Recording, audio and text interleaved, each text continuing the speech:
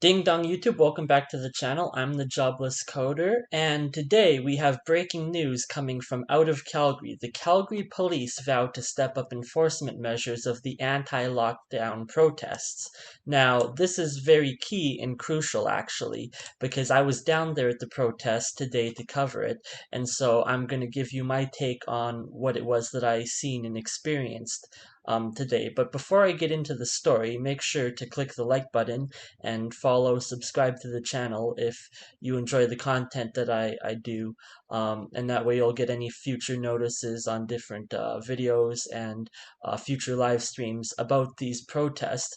But I want to scroll down here and say, read. This is the Calgary police issued tickets earlier this month to 3 people, and these 3 people are the organizers. They handed out $1,200 fines for violating the public health order and a $50 ticket for failing to wear a mask.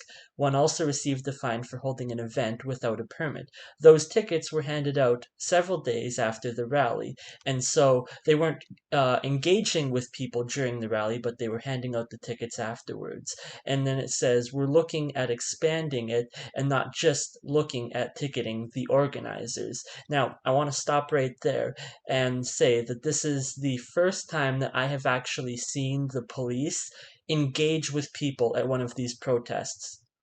I've been going down there for about the last month or so here now, and doing live streams every weekend, and the police tend to remain around on the perimeter. But here, let me just show you and just take a look for yourself.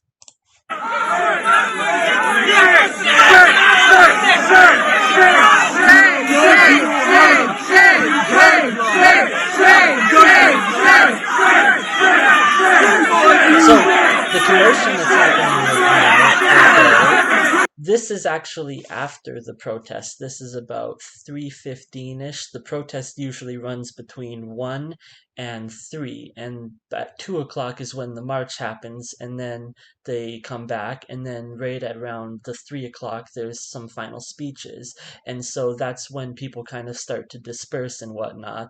And as you'll notice in the video here, the crowd is significantly smaller because most people have gone home at this point. These are the remaining few that are left. So you can see there's some physical contact going on right here.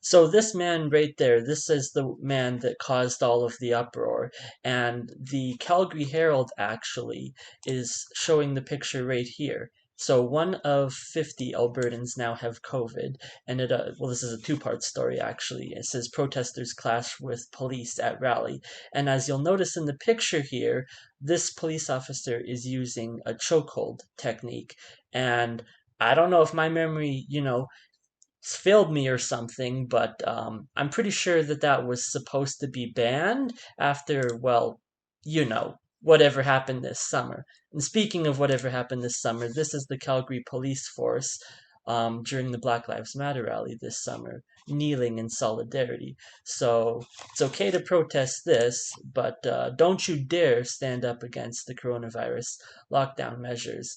So, the Calgary police force is now officially, they're basically thugs at this point. Like, that's the only way I can describe them, is that they're thugs unilaterally dictating and enforcing these laws and measures. And part of me wonders actually whether or not the Antifa people that are calling for, the abolishment of police or defunding the police, part of me just thinks maybe Antifa wasn't so crazy after all, after watching this.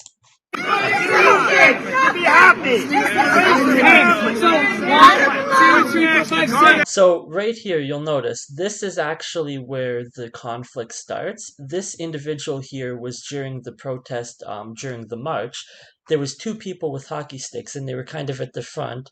They had a hockey puck on the road that they were passing back and forth, and they were actually here, I'm pretty sure, to protest the big hockey tournament that's going on right now, because in Edmonton, there is a massive hockey tournament that has led to several outbreaks, actually. Where is it? Edmonton Hockey Tournament. The World Juniors, that's what it is. And so you have people coming from all over the world to Canada. So you can't leave the country yourself. You can't, go and travel or whatever, but hey, it's okay to play hockey, right? And so these people were down there and they had these hockey sticks that they were using. And then obviously afterwards he's sitting on the bench here with it, and he was yelling at the cops here, and he uses this, I guess, as a gesture, and it's at this point that everything goes haywire. Hey, hey, he's pointing out to you, man. Relax. Relax. He was putting a point. Right?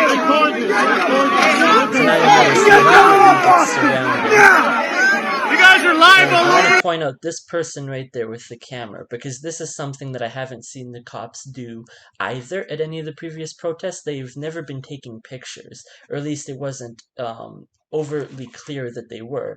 Now, when I got down to the protest, it was about 12:30, and the first thing that stood out to me was that there was basically no one there at all. And actually, when I arrived, like literally minutes within arrival, somebody got arrested, and they hauled him off to the city hall building that you can see in the back here.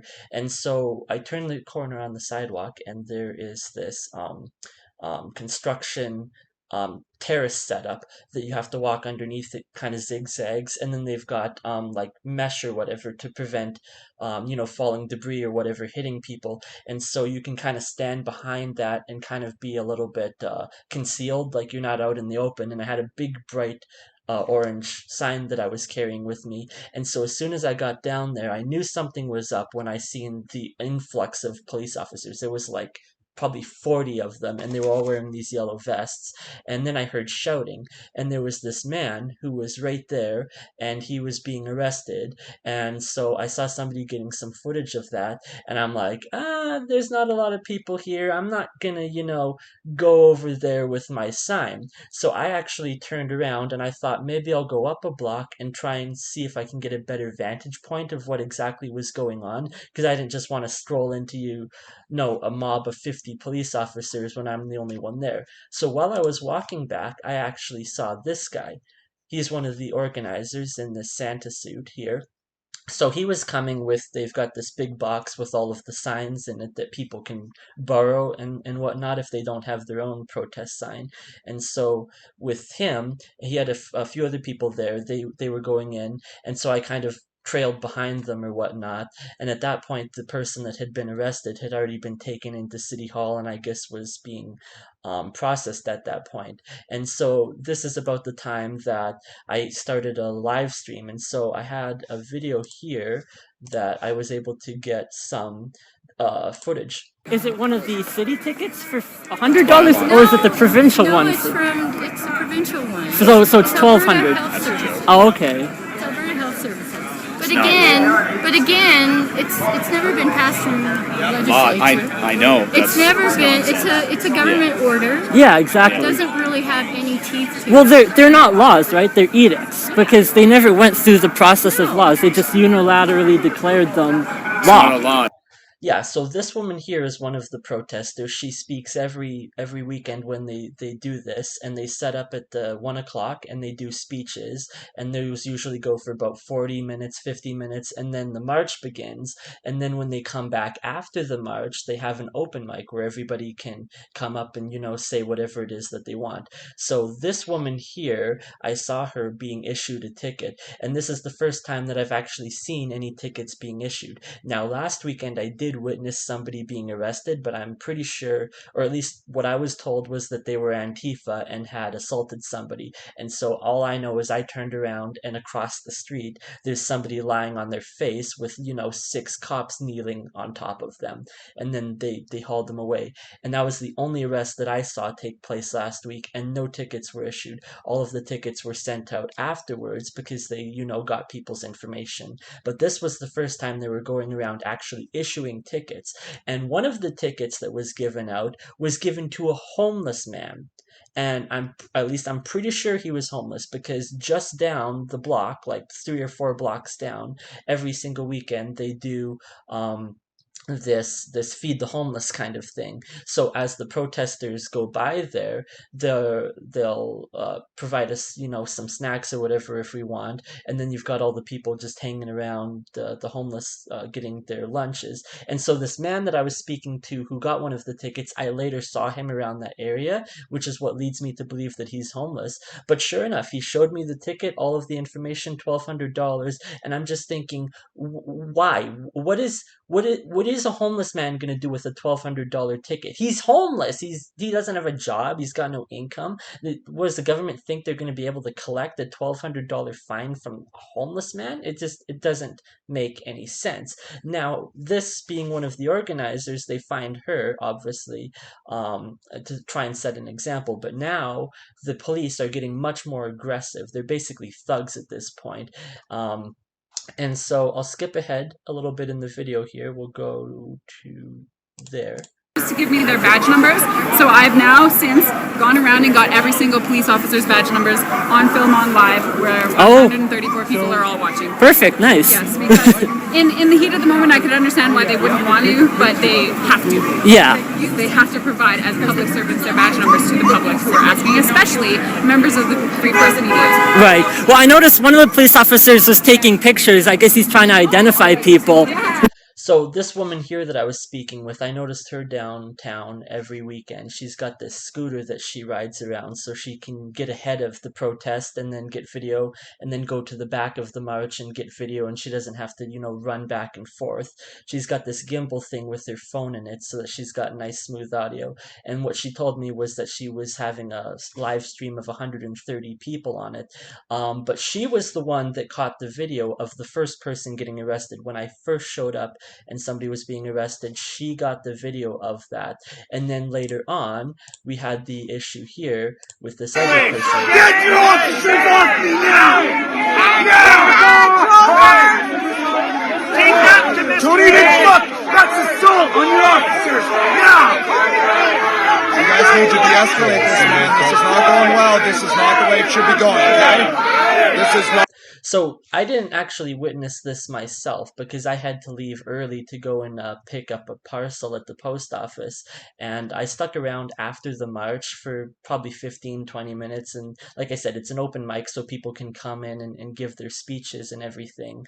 But the thing, afterwards, there was a woman that was speaking for probably like 15 minutes. She had this big speech on her phone that she was reading, and so I just figured I would leave at that point. And sure enough, like, half an hour after, when everybody's dispersed, and this is what I also noticed too, when there was nobody there, the police were right there on the spot, on the presence, and they were very intimidating and whatnot. But then you get out 2, 3, 4, 500 people. I don't know how many were out there today, probably 300 or 400 at the minimum. When you get that many crowds, then they kind of, disperse to the outer perimeters, where they stand there taking pictures. And I've seen all of the police officers, they've got cameras taking pictures, because they know better than to mess with a crowd of 400. But when you get down to, 20 people left around, well, now they can come in with these fascist We want this, and you guys know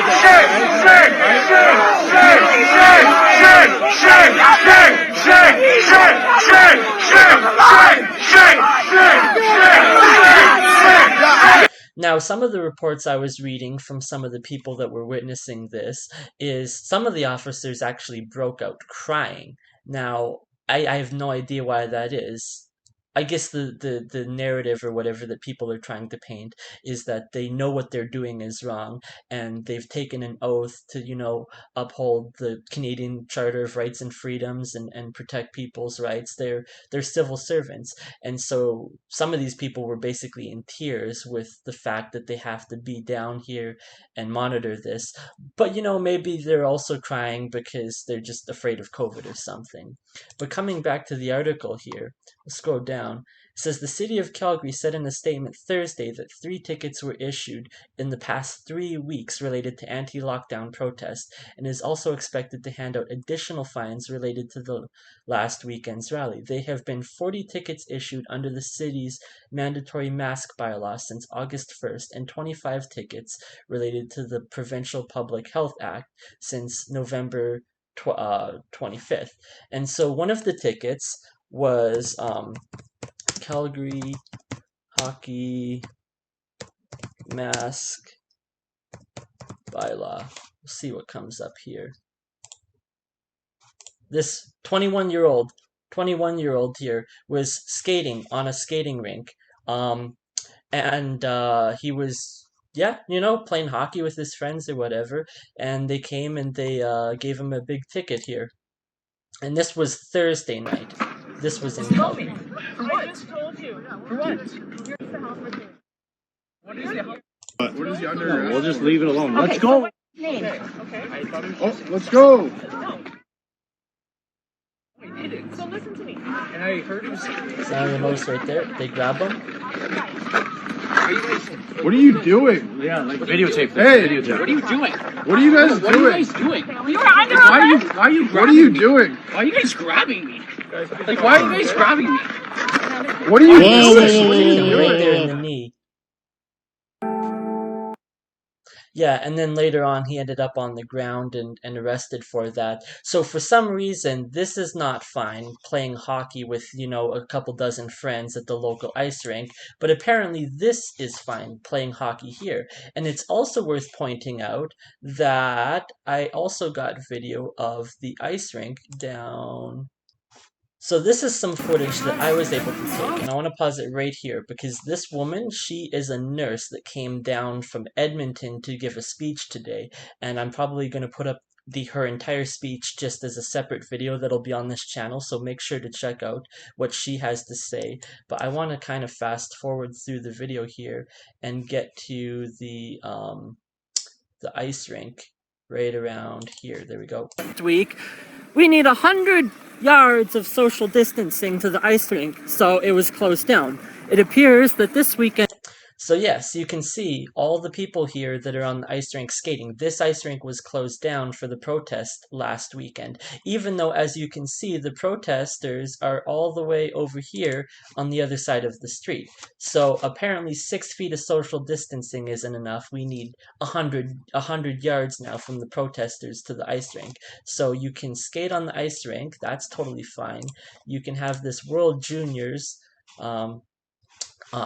hockey tournament. That's totally fine with, players coming from out of country and getting the coronavirus here and taking it back to their own country. But how dare you have your own hockey game in basically your own backyard?